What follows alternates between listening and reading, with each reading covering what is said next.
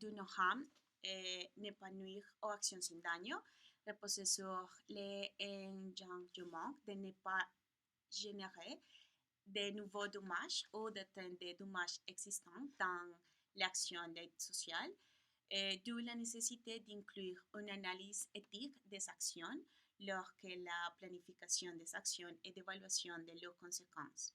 Cette approche repose sur un appel éthique fondé sur trois principes: la dignité, l'autonomie et la liberté.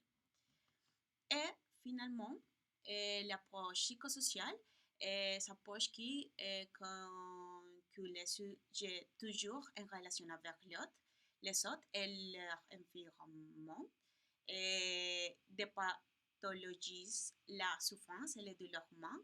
Elle permet de penser l'articulation entre la vie d'un individu et les relations sociales, toutes médiatisées par l'économie, la politique et la famille. Et aussi reconnaît le potentiel d'adaptation et de résilience de la personne. Okay. Sur le débat ou critique entourant les courants théoriques et par Van Homer, une des grandes forces de la pratique anthropologie est que concilie les valeurs du travail social avec les méthodes et approches utilisées.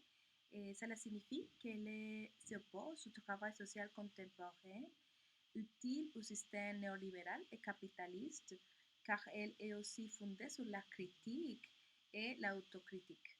Et c'est extrêmement important car contrairement à d'autres approches, celle-ci intègre un élément miroir dans lequel la pratique professionnelle et personnelle des travailleurs sociaux est constamment remise en cause.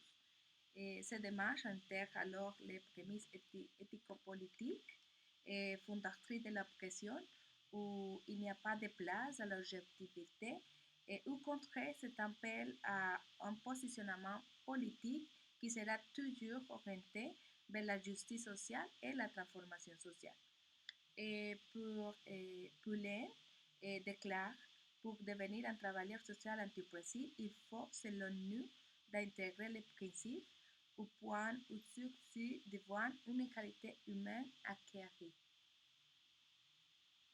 Ok. Les pratiques anthropopathiques inclusives sont un courant de pensée qui intègre des débats et des postulats issus de l'épistémologie du Sud, comme les Soliani Boaventura dos Santos, qui ont été développés et conceptualisés depuis longtemps dans le sud du monde, en particulier en Amérique latine. Et les principes de pratique oppressive et inclusive sont des postulats qui existent déjà dans les pratiques, les connaissances et les modes de vie des peuples historiquement opprimés qui n'ont pas été reconnus comme ayant une valeur scientifique. Et des courants de pensée tels que la recherche d'action participative de Falsborda, l'éducation populaire de Freire et la systématisation d'expériences d'Oscar Jara, entre autres. Merci.